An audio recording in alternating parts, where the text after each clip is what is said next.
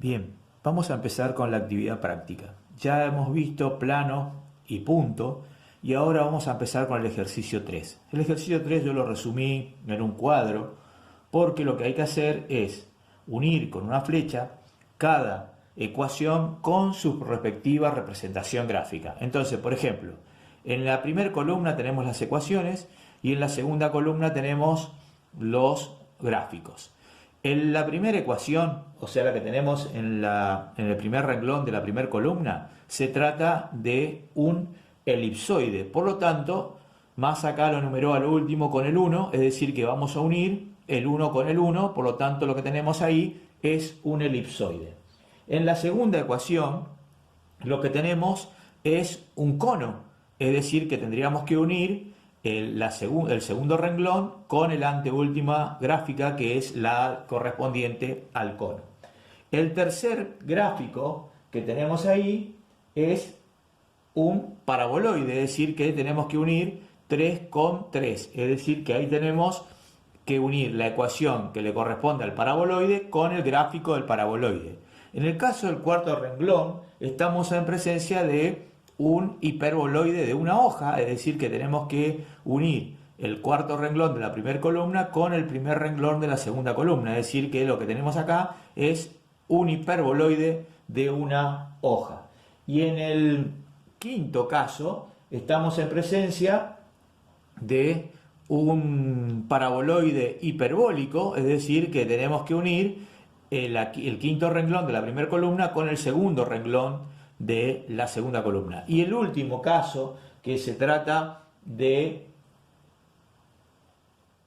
un hiperboloide de dos hojas, es decir que ahí tenemos que unir el último renglón de la primera columna con el tercer renglón de la segunda columna. Ahí tenemos completo entonces, ¿qué hicimos acá? Reconocer cada gráfica con su respectiva ecuación o al revés, cada ecuación con su respectiva gráfica.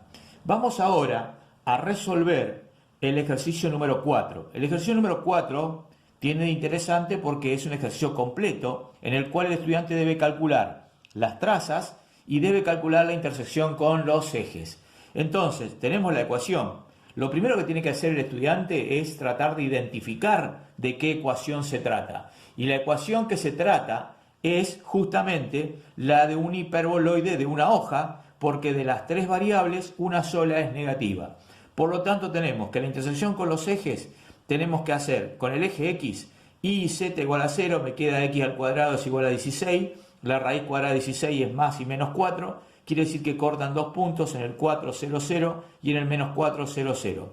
La intersección con el eje y tenemos que hacer x y z iguales a 0, o sea que me quedaría que y cuadrado es igual a 25, por lo tanto me queda que y es igual a más menos 5, obteniendo los puntos 0, 5, 4, 0, menos 5, 0. 0, 5, 0, 0, menos 5, 0.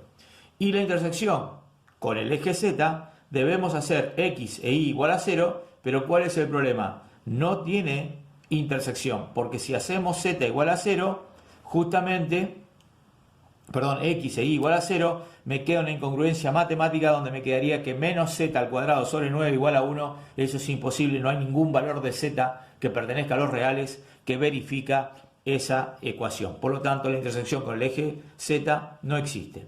Y las trazas, que ya vimos cuando dimos plano, teníamos que hacer 0 cada una de las variables que participaban en esa traza. Por ejemplo, si yo quiero hacer la intersección con el plano xy, tengo que hacer z igual a 0. En ese caso me queda una elipse, x al cuadrado sobre 16 más y cuadrado sobre 25 igual a 1.